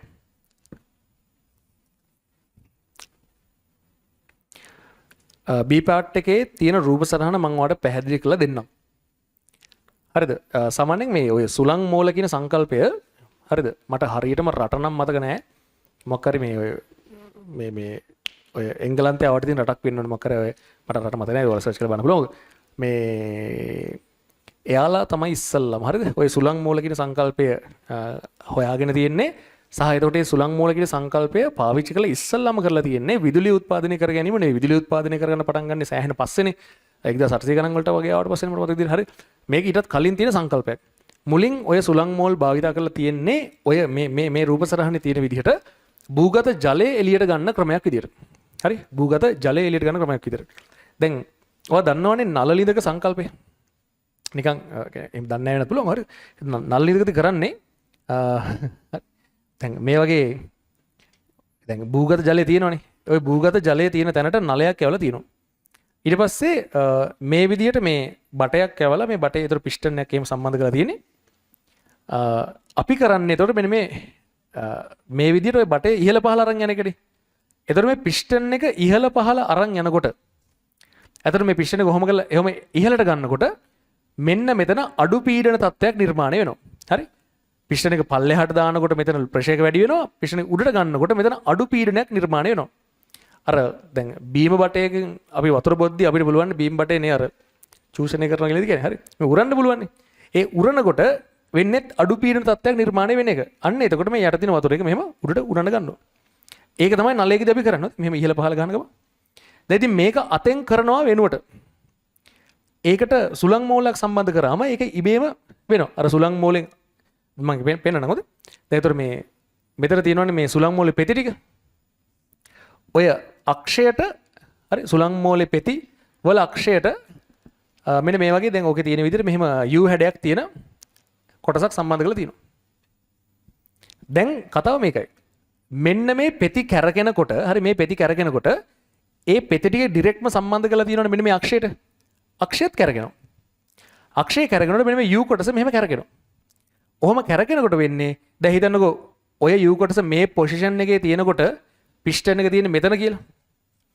දැන් මෙයා කැරගිලා මේ පහළ පොසිෂන් එකට යනකොට ওই පිස්ටන් එක මෙන්න මෙතනනේ තියෙන්නේ. ඉතින් මේ කැරගෙන්න මේ පිස්ටන් එක ඉහළ පහළ යනවා නේද? අර අපි අතෙන් කරන දේ මේක දැන් ඔටෝමැටිකලි වෙනවා. එහෙනම් එහෙම වෙලා මෙතනින් වතුර උඩට උනන්න ගන්නවා. හරි. ඒතකොට මෙතනින් අපි බටයක් වගේ මේ ටැප් එකක් වගේ දාලා දෙනවා. මෙතනින් අපිට වතුර ටික එළියට ගන්න පුළුවන්. හරි. මම අපේ Telegram channel එකට YouTube එකේ තියෙනවා මේ concept එක උදේ. ටිකක් ඇනිමේෂන් වීඩියෝ එකකින් මම මේ දැක්කා. ඒක ඕනනම් දාන්න. හරි. කතන්දරේ තේරුම් ගන්න. මෙයා කරකව ගන්නවා. ඒ කරකවනකොට මේ අක්ෂය කරගෙනවා. එතකොට මේ පිස්ටන් එක ඉහළ පහළ යනවා.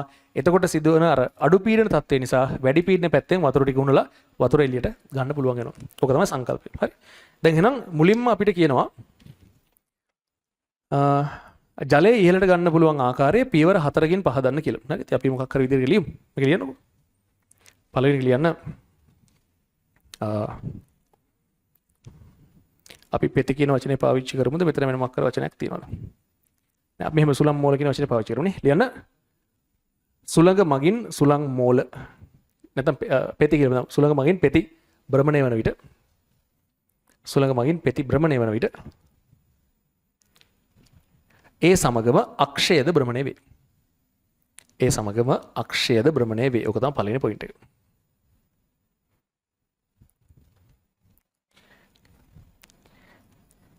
ඊළඟට ලියන්න. එවිට U හැඩැති කොටස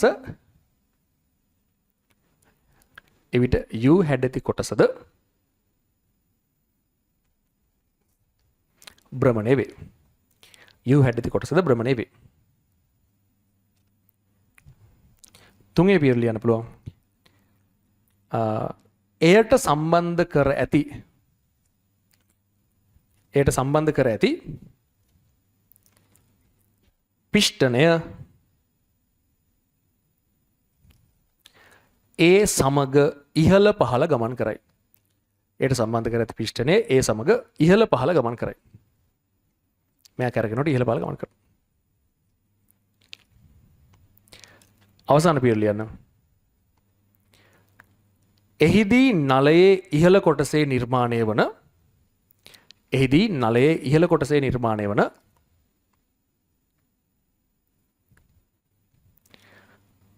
අඩු පීඩන තත්ත්වයේ හේතුවෙන්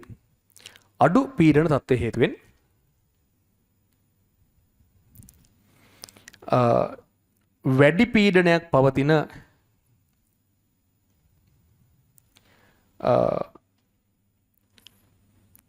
අපි මේ පහළ කොටසට ලිඳ කියන වචනේ පාවිච්චි කරමුද? වැඩි පීඩනයක් පවතින ලිඳ කියලා කියමුනේ. ලිඳේ වැඩි පීඩනයක පවතින ලිඳේ ඇති ජලය ඉහළට උනනු ලැබේ. වැඩි පීඩනයක පවතින ලිඳේ ජලය ඉහළට උනනු ලැබේ. හරි. ඒක හරි ලස්සන සංකල්පයක්. හරි. ඕක ඒතර කතන්දරේ තියෙන්නේ ඕක ඔටෝමැටිකලි වෙනවා. ඉතින් අර හුළඟ හමන්න මෙතනින් වතුර එළියට එනවා. ඉතින් හිතන්න මෙතන ටැංකියක් විතර ටැංකියක් ගහලා තියෙනවා කියලා. හරි. ඒ ටැංකිය පිරෙනවා නිතර. හරි. ඉතින් ඕක තමයි කතන්දරේ. ඊ පස්සේ තමයි මිනිස්සු තේරුම් ගන්න ඉතින් මේ සංකල්පය පාවිච්චි කරලා අපිට විදුලිය උත්පාදනය කරන්නත් පුළුවන් කියලා. මොකද මේ භ්‍රමණයක් නෙවෙන්නේ. ඔයා චුම්බක ශේෂ පාඩමේදී වගේ ඉගෙන ගන්නවා. මේ ওই භ්‍රමණයත් එක්ක මේ මෝටරයක් පාවිච්චි මේ මෝටරයක් මේ ක්‍රියා කර ගැනීම ගැන හොඳ යාන්ත්‍රික ශක්තිය පාවිච්චි කරලා විද්‍යුත් ශක්තිය උත්පාදනය කරන්න පුළුවන් කියන එක ඉතින් කතා කරමු. හරි. හරි දැන් අපි ගානට යමු. දෙවෙනි පාර්ට් එක. නල ලිඳෙන් ජලය ගන්නා නලයේ වර්ගඵලය දීලා තිනවා. හරි. ජලය ගලාගෙන යන වේගය දීලා තිනවා. ජලය ගලාගෙන යන පරිමා ශීඝ්‍රතාවය ගණනය කරන්න කියලා කියනවා. පරිමා ශීඝ්‍රතාවය කියලා කියන්නේ තප්පරයකට ඉහළට එන පරිමාවනේ. ඉතින් අපිට ප්‍රවේගය දීලා තියෙනවා නම් හරස්කට දීලා තියෙනවා නම් නේ තප්පරයකට නේ. ඔයා දන්නවනේ ඒතර තප්පරයකට ඉහළ යන පරිමාව කියලා කියන්නේ ඉතින් එයාගේ වේගය v නම් මෙන්න මේ වගේ උසක් ඉහළ එනවනේ.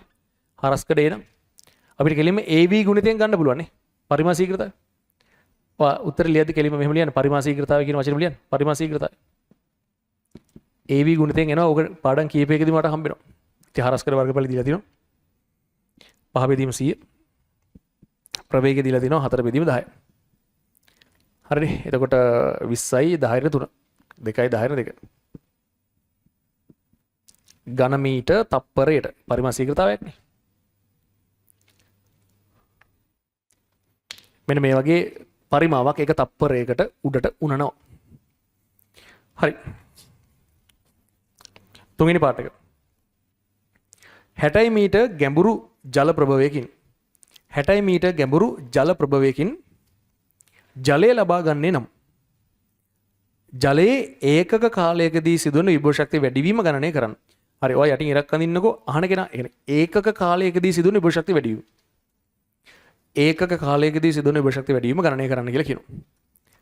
හරි. දැන් ඕක මේ ගණ්ඩ ගොඩක් ළමයි දන්නවා. හැබැයි එතන තියෙන අර කියන්නේ ඒ කතාව කොහොම ඇයි එහෙම ගන්න කියන එක වගේ ටිකක් ඩීප්ලි පැහැදිලි කරගන්න ගොඩක් කට්ටියට හැකියාවක් නැත. හරි අපිට බලමු මේ ගැන හිතලා. මම ඕක ක්‍රම දෙකකට පැහැදිලි කරන්නම්. හොඳයි ක්‍රම දෙකකට. දැන් හිතන්න මේ දැන් වතුර මේ නලයෙන් එළියට එනවනේ. වතුර නලයෙන් එළියට එන මේ වගේ මොහොතක් සලකන්න. දැන් මේ නලේ පුරාවට වතුර තියෙනවද? නලේ පුරාවටම වතුර තියෙනවා. මේ පහළ ඉඳලා ඉහළට තියෙන උස අපිට දීලා තියෙනවා 60 මීටර කියලා. මම ඔය ප්‍රශ්නය ක්‍රම දෙකකට කරන්නම්. එක ක්‍රමය මේක. හරි. දැන් මම තේරුම් අරන් ඉන්නේ මේ හැම වතුර බිඳුවක්ම උඩට ගමන් කරන වේගය v කියලා. එහෙනම් මෙන්න මේ නලයේ තියෙන හැම ජල බිඳුවක් ගැන පොඩ්ඩක් අවධානය යොමු කරන්න. මම එක තප්පරයක් සලකනකොට මේ හැම ජල බිඳුවක්ම ඉන්න තැන ඉඳලා v උසක් ඉහළට යනවා නේද? ඉන්න තැන ඉඳලා v උසක් ඉහළට යනවනේ. එහෙනම් කතාව තේරුම් ගන්න මේ මම මේ ඩොට් වලින් පෙන්නන ජල පරිමාව එක තප්පරයක් තුල v ප්‍රමාණයක් ඉහළට ගමන් කරනවා. දැන් මගෙන් අහන්නෙත් ඉතින් තප්පරයකදී විභව ශක්තිය වැඩි වෙන ශීඝ්‍රතාවය කියන්නේ විභව ශක්තිය වැඩි වීම ශීඝ්‍රතාවය කියලා කියන්නේ ඒක කාලයකදී විභව ශක්තිය වැඩි වීමනේ. හරි.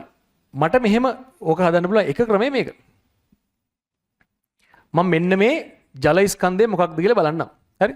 ඒතර ওই ජල ස්කන්ධය මට කෙලින්ම ලියන්න පුළුවන්නේ හරස්කඩ වර්ගඵලයේ වතාවක් මේ මුළු උස කැපිටල් H කියලා මම ගන්න පස්සේ 60 ආදේශ කරන්න. හොඳේ. මෙන්න මුළු ජල පරිමාව. මෙන්න ඒ ඝනත්වයෙන් වැඩි කරාට පස්සේ මෙන්න එනවා ඒ ජල ස්කන්ධය. මෙන්න එනවා එයාගේ බර. හරි මම දැන් මේ ලියන්න හදන්නේ mgh කෙනෙක්. හොඳේ. mgh කෙනෙක්. මෙහෙමනේ. එතකොට මේ අඳුරු කරලා තියෙන මුළු ස්කන්ධයේම ඔය සලකන මොහොතේ v ප්‍රමාණයක් ඉහළට යනවා. එහෙනම් කියන්නේ මම මෙතනින්ම පොඩ්ඩක් පැහැදිලි කරන්නම්. මට මෙහෙම කියන්න පුළුවන්. විභව ශක්තිය වැඩි වීමනේ. මට ඔක එක විදිහකදී මෙන්න මෙහෙම ලියන්න පුළුවන්. mg වතාවක් h බෙදීම t ඔය h බෙදීම t ප්‍රවේගය කියලා ලියන්න පුළුවන්. ඒතර mg වතාවක් v. හරි. එහෙනම් මම මේ ලියලා දෙන mg මම මෙතනම කරන්න. හොඳේ. මේ mg වෙනකොට මට ලියන්න පුළුවන් පරිමාව වෙන්නේ h රෝ වතාවක් g වතාවක් මේ v. හරි. මෙන්න මෙතනට අගයන් ආදේශල මට උත්තරේ ගන්න පුළුවන්. දැනට මම ඔතෙන් නවත්තන්නම්කෝ. ඕකම තව ක්‍රමයකට කරන්නත් පුළුවන්. තව ක්‍රමයකට කරන්නත් පුළුවන්. හරි. දැන් පොඩ්ඩක් මෙන්න මෙහෙම හිතන්න. හරි. මම ඒක තේරුම් කරලා දෙන්න පාවිච්චි කරන්නම් පොඩ්ඩක් වෙන රූප සටහනක්. මොකද මේකෙන් තමයි මේ දෙවෙනි ක්‍රමෙන් තමයි අපි ගොඩක් වෙලාට ගන්න හදන්නේ. ඒ වුණාට ඇයි එහෙම ගන්න කියන එක ටිකක් තේරුම් ගන්න වෙනවා. දැන් හිතන්න මේ එන වතුර ටික මම නිකන් උදාහරණයක් විදිහට ඔයාලට තේරුම් ගන්න ලේසි වෙන්න මිනිස්සු විදිහට සලකන්න. හරි. මෙන්න මේ මිනිස්සු ඇතුළට යනවා කියලා හිතන්න. හරි. ওই විදිහට. අන්නවම දැන් මිනිස්සු තමයි උඩට යන්නේ. හරි. පොඩි පොඩි පැටව. හරි. ගොඩාක් හිතන්න එපා. හරි. එනවනේ. හරි. අන්නව. හරිද? දැන් එතකොට තේරුම් ගන්න එක තප්පරයකදී මෙතනින් එක මිනිස්සෙක් ඇතුළට යනවා කියලා හිතන්න. මේ හැමෝම නියත ශීඝ්‍රතාවයකින් නම් උඩට යන්නේ. හැමෝම නියත ශීඝ්‍රතාවයකින් නම් උඩට යන්නේ. එක තප්පරයකදී මෙතනින් මිනිස්සෙක් ඇතුළට එනවා කියලා හිතන්න. එතකොට එහෙනම් එක මිනිස්සෙක් එළියට එනව නේද? හැම තප්පරයකදීම එළියට එන්නේ එක මිනිස්සෙක් නේද? එතකොට සමස්තයක් විදිහට වෙලා තියෙන මෙහෙම දෙයක් නේද? මම සලකන තප්පරය තුල මෙන්න මෙතනින් මිනිස්සෙක් ඇතුළට එනවා. මෙතනින් මිනිස්සෙක් එළියට එනවා. ඒ කියන්නේ මේ යට ඉන්න මිනිස්සෙක් ඇතුළට යනවා. ඉහළින් ඉන්න මිනිස්සෙක් එළියට එනවා. දැන් මගේ කතාව මෙන්න මේකයි. يعني මෙයා ටිකක් උඩට යනවා. මේ ඊළඟ කෙනා ඊළඟ ටික උඩට යනවා. මෙයා ඊළඟ ටික උඩට යනවා. මේ කෙනා ඊළඟ ටික උඩට. ඔන්නෝම මේ හැමෝම පොඩ උඩට යනවනේ. අන්න ඒක සලකලා අපිට විභව ශක්තිය වැඩි වීම මෙහෙම ලියන්නත් පුළුවන්. එතකොට mgh යට t. හරි. මට මෙන්න මෙහෙම දෙයක් කියන්න පුළුවන්. හරි. තප්පරයකදී ඇතුළට යන ස්කන්ධය හිතන්න. මම ඒක තමයි මේ මිනිස්සෙක්ට සමාන කරන්නේ. හරි. එක තප්පරයකදී එක මිනිස්සෙක් ඇතුළට යනවා කියලා හිතන්න. ඒ කාලය තුල මෙතනින් මිනිස්සෙක් එළියට එන නිසා මට හිතන්න පුළුවන් නේද හරියට මෙන්න මෙහෙම දෙයක්. ඒකක කාලයකදී මෙතනින් ඇතුළට ගිය මිනිස්සයා මෙතනින් එළියට ගියා වගේ එකක්. එහෙනම් මට කියන්න පුළුවන් මේ ඒකක කාලයකදී ඇතුළට යන මිනිස්සයාගේ ස්කන්ධේ වතාවක් මෙන්න මේ සම්පූර්ණ උස මෙන්න මෙහෙම ගන්නත් පුළුවන්. මෙන්න මේ සම්පූර්ණ උස. මොකද ඒ තප්පරය ඇතුළත මෙතනින් මිනිස්සෙක් ඇතුළට යනකොට මෙතනින් මිනිස්සෙක් එළියට එන නිසා. ඕක ඔස්සේ වුණ පොඩ්ඩක් ඉස්සරහටව හිතන්න. දැන් මේක අපි සුළු කරලා බලමුකෝ. මේක සුළු කරාම හරි. දැන් මම මනුස්ස කතන්දරය අයින් කරන්න දැන් ගානට එන්න. මොකද මේ ඒකක කාලයකදී ඇතුළට යන ජල ස්කන්ධය මට ලියන්න පුළුවන්. මෙහෙමනේ. ඒකක කාලයකදී ඇතුළට යන ජල පරිමාවට තමයි ප්‍රවේගය වතාවක් වර්ගඵලය කියලා කිව්වේ. ඕක ඝනත්වයෙන් වැඩි කරාම මට එනවා මේ ඒකක කාලයකදී ඇතුළට යන ජල ස්කන්ධය. මේක g ගෙන් වැඩි කරනවා. මේක h ගෙන් වැඩි කරනවා. හරි. h ගෙන් වැඩි කරනවා. මේ h මං කලින් ලිව්වේ කැපිටල් h කියලානේ. දැනුත් එහෙම ලියන්නම්. දැන් බලන්න මෙහෙම හැදුවත් අර කලින් විදියට හැදුවත් එකම උත්තරේ එන්නේ. එකම උත්තරේ එන්නේ. එහෙනම් ඔය විභව ශක්තිය වැඩි වීම කියන එක ඔයාලට මේ කැමැති විදියකට කරන්න. කැමති විදිහට කරන්න. අපි ක්‍රම දෙකකට පොඩ්ඩක් පැහැදිලි කරගමු. ලියන්න පහලින්. ආකාර දෙකකට විසදිය හැකිය. ආකාර දෙකකට විසදිය හැකිය. ඒක යටතේ ලියන්න පළවෙනි ආකාරය කියලා.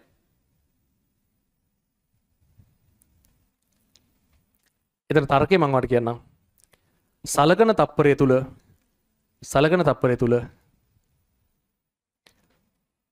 නලය තුල ඇති සියලුම ජල අංශු v උසකින් ඉහළ යන බැවින්. සලකන තප්පරය තුල නලය තුල ඇති ජල අංශු v උසකින් ඉහළ යන බැවින්. v උසකින් ඉහළ යන බැවින්. පහලින්ම ප්‍රකාශනය මෙහෙම ලියන්න. ඔයාලට කෙලින්ම ගන්න පුළුවන් mg වතාවක් v කියලා. මෙන්න එක ක්‍රමයක්. හැබැයි මෙහෙම කරනවා නම් මේ m කියලා කියන්නේ නලය තුල ඇති ජල ස්කන්ධය. නලය තුල ඇති ජල ස්කන්ධය.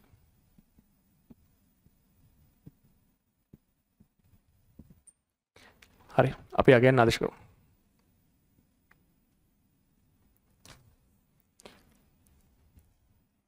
නලයේ හරස් කර වර්ගඵලයේ ගාණ දීලා තිබුණා 5යි 10 2යි උස 60යි ඔය ලියු පරිමාවනේ. ඝනත්වයේ ජලය නිසා 13 කියලා ගමු නේද? 13යි මේ ලියු පරිමාව මේ ලියු ඝනත්වය g ගගේ 10යි ප්‍රවේගය 0.4යි නේ. 0.4යි. මේක සුළු කරාම එන උත්තරේ මම ඔයාලට දෙන්නම්. 12000යි.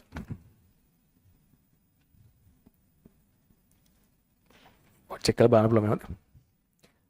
මේක එක ක්‍රමයක් ඔය ගන්න හදන්න. ඔන්න විභව ශක්තිය වැඩි වීම. තප්පරයකදී විභව ශක්තිය ඔච්චරනේ වැඩිනවා. හැම අංශුවක්ම v ප්‍රමාණය උඩට යනවනේ.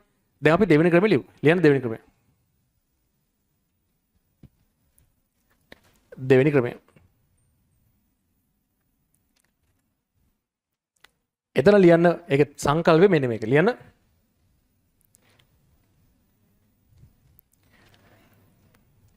සෑම තප්පරයකදීම නලය තුලට යන ජල ස්කන්ධය. හරි මම සංකල්පය වලට දෙන්නේ. සෑම තප්පරයකදීම නලය තුලට යන ජල ස්කන්ධය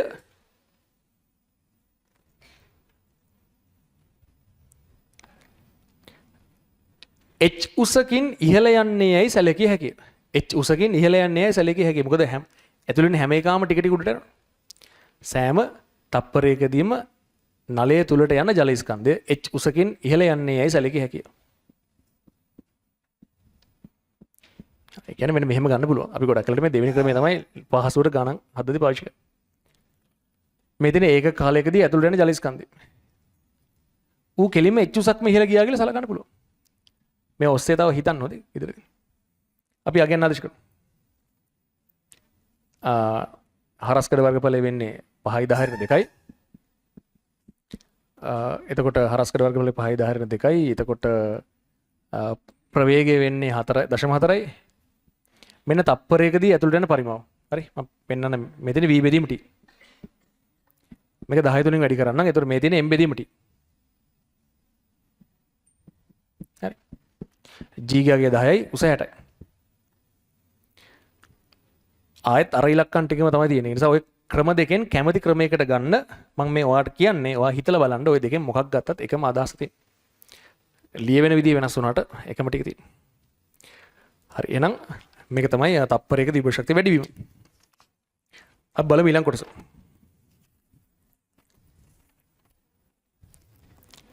තප්පරයකදී පිටවන ජලයේ චාලක ශක්තියත් ගණනය කරන්න කියලා කියනවා. එතකොට තප්පරයකදී පිටවන ජලයේ චාලක ශක්තිය. තප්පරයකදී පිටවන ජලයේ චාලක ශක්තිය. ඒ කියන්නේ මෙහෙමයි නේ. පිටවන ජලයේ චාලක ශක්තිය තප්පරයකදී. හරි. මෙහෙමනේ. එතකොට තප්පරයක් තුල එළියට යන ජල පරිමාව වෙන්නේ මේක නේද? මෙයාගේ ප්‍රවේගය v නම් හරස්කඩ වර්ගඵලයේ සිම්පල් a නම් නැත්නම් අපි කැපිටල් a කියලාම තප්පරයක් තුල මෙන්න මේ වගේ ජල පරිමාවක් එළියට යනවානේ හරස්කඩ වර්ගඵලය දක්වී කියලා.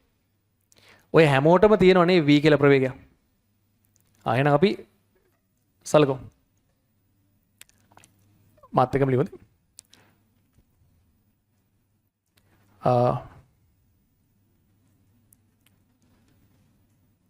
මෙහෙම ලියමු. අර උඩ ගත්ත ප්‍රකාශන පාවිච්චි කරමු. ඒකක පරිමාවක. හරි. ඒකක පරිමාවක චාලක ශක්තිය. ඒකක පරිමාවක චාලක ශක්තිය.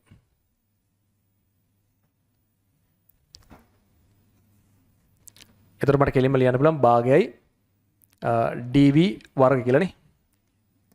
ඒ කියන්නේ එළියට ඒකක පරිමාවක් ගියා නම් මෙන්න මෙච්චර ශක්තියක් නේ යට තියෙන්නේ. ඊළඟ පියවර ලියන්න. තප්පරයක් තුල AV පරිමාවක් පිටතට යන බැවින්. AV පරිමාවක් පිටතට යන බැවින්.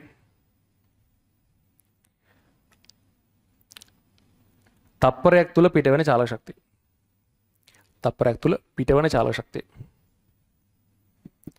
සමානයි භාගයයි dv වර්ග වතාවක් kv. අතන මේක අපි කලින් සුළු කරා. ඒ නිසා එකපාරටම කරන්න තිබ්බවට හොඳයි ප්‍රශ්නෙට. ඒතර භාගයයි a dv ගණය. මෙන්න මෙතනට ආදේශ කරනවා. භාගයයි නලයේ වර්ගඵලය වුණේ 0.05යි. ජලයේ ඝනත්වය 13යි. එයා යන ප්‍රවේගය 0.4යි නේ. ඒතර 0.4 වර්ග ගණය. 0.4 ගණය. මේක සුළු කරලා ඒතර අපිට උත්තරයක් ගන්න පුළුවන්.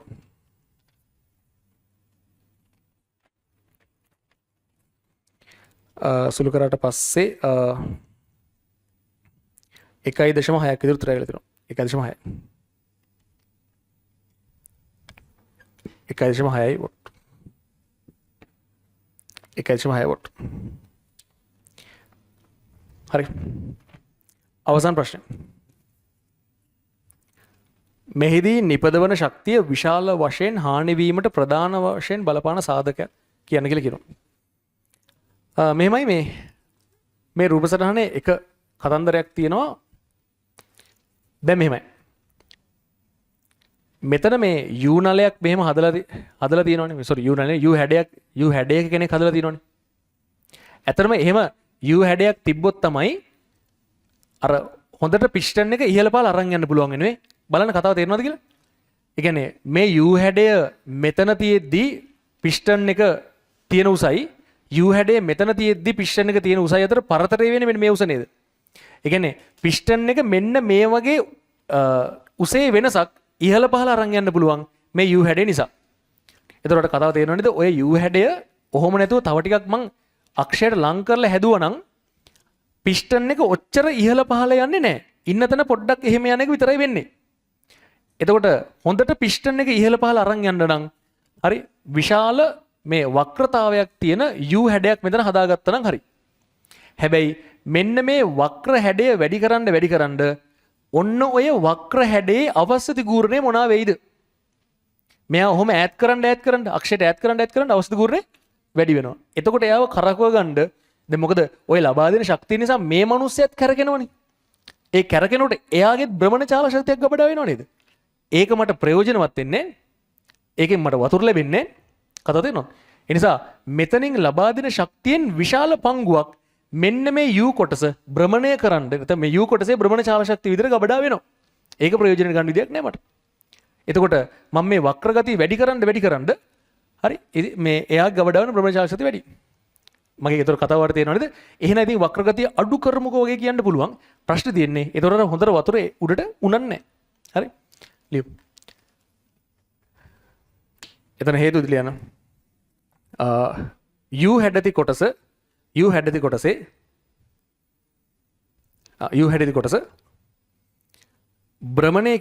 U හැඩති කොටස භ්‍රමණය කිරීමට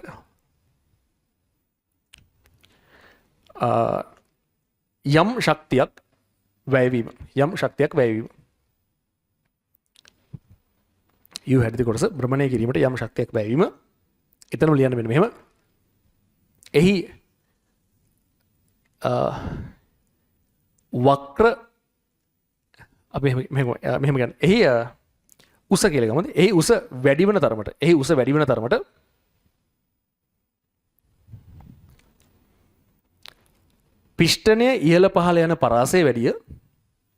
පිස්ටනය ඉහළ පහළ යන පරාසය වැඩිය.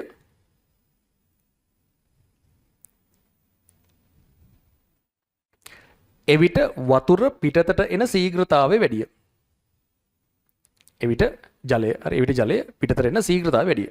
හොඳට වතුර කියන හොඳ ප්‍රෙෂර් ඩිෆරන්ස් එකක් හදලා දෙන්න පුළුවන්. එවිට ජලය පිටතට එන ශීඝ්‍රතාවය වැඩිය. නමුත් එවැන්නක් භ්‍රමණය කිරීමට